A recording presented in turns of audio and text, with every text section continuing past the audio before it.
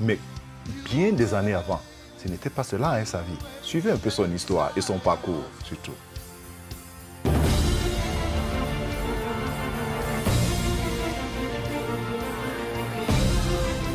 Bernard Sissa, un nom, une star de tous les concerts, n'avait pas eu une enfance si rose.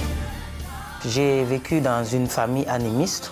J'ai été amené au village et donc les gens ont dû faire beaucoup de sacrifices, beaucoup de rites. On m'a fait passer par des canaris avec de l'eau versée sur moi.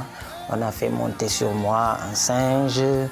On a attaché autour de moi des cordes. On a parlé des choses et ensuite on a jeté ça, je crois, dans un lac. Donc par la suite, on m'a ramené sur Dakar. Après que j'ai fait cette expérience traditionnelle, ma vie n'a fait que s'empirer lorsque je prenais de l'âge. Tous ces rites, censés lui donner un avenir prometteur, n'étaient qu'illusions et misère. Les parents voulaient le meilleur pour moi. Ma vie s'empirait, elle ne changeait pas. Alors c'est de là que j'ai quitté, donc je vivais sans domicile fixe. Tantôt je dormais dans la rue, dans les plages, dans les voitures des mécaniciens. J'ai dormi même dans des maisons inachevées. Et j'ai mangé aussi, beaucoup ne le savent pas. Et donc j'ai vécu toute cette vie-là pour trouver la solution, mais je n'ai pas pu trouver la solution. De façon inattendue, une des solutions se présenta à lui à travers une curiosité très étonnante. J'avais entendu parler des gens, des chrétiens, qui faisaient des sacrifices de sang. On me dit que c'est des évangéliques, ils boivent le sang et des choses comme ça. Et puis on m'a dit que ces gens, ils dansent dans la présence de Dieu, ils font le bruit, n'ont aucun respect pour Dieu et tout. Ben, je me suis dit dans ma curiosité, je suis arrivé un dimanche et dans le culte, j'ai vu la même chose, les gens dansaient et ils ont fait une sainte scène. Et je croyais que c'est ce sang-là, le sang des humains que les gens buvaient. Donc j'ai dit, mais moi, ça c'est grave. À la fin du culte, on m'a fait savoir que non, ce sang, ce n'était pas le sang humain, c'était pas du sang, d'ailleurs c'était du sirop qu'on donne aux gens. C'était juste une façon de se rappeler de ce que Jésus a coulé, son sang à la croix. Et que les danses étaient parce que Dieu veut que nous soyons dans la joie et que l'on danse dans sa présence. Et c'est là que j'ai compris.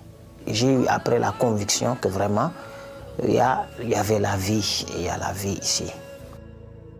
Avec la parole de Dieu et la conviction, le jeune Sissa expérimenta la bénédiction de Dieu pour son futur. Vraiment, je dois remercier Dieu parce que dans cette église méthodiste, j'ai appris mes premières notes de piano et j'ai appris les 4 voix de la chorale. Et donc c'est là que j'ai commencé la musique.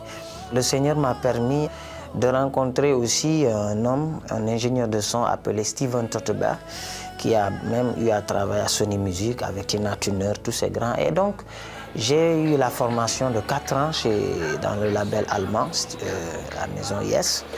Et donc, c'est là que j'ai appris la composition, l'arrangement, la production et toutes ces choses-là. Donc, ces qualités musicales, je les ai eues là, mais je dois vous dire que je n'étais pas encore né de nouveau parce que j'avais un pied dans l'église, mais l'autre pied, l'amour du monde et de la vie. Très vite, son talent le propulsa dans la cour des grands. Voyages, succès, argent, renommée l'entraînèrent dans une spirale enivrante. Je vivais n'importe comment, une vie de débauche sexuelle.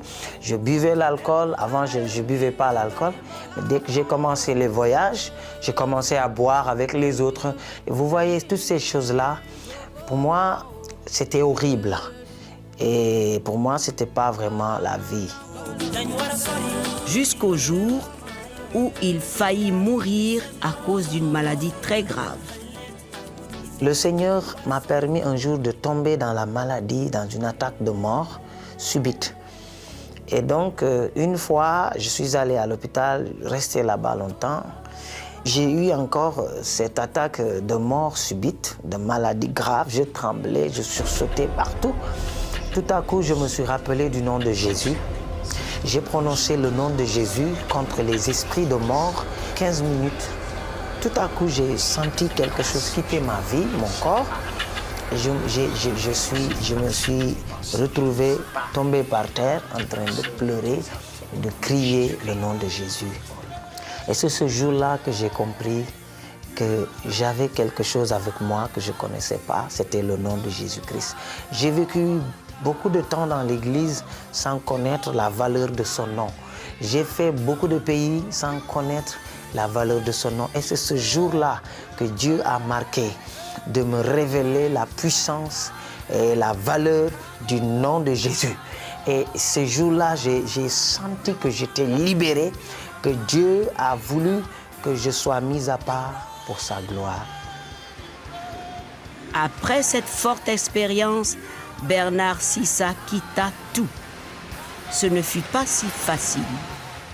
Oh, que c'est difficile de tourner dos au monde avec ses plaisirs, avec ses richesses et tout. C'était difficile, je dois l'avouer.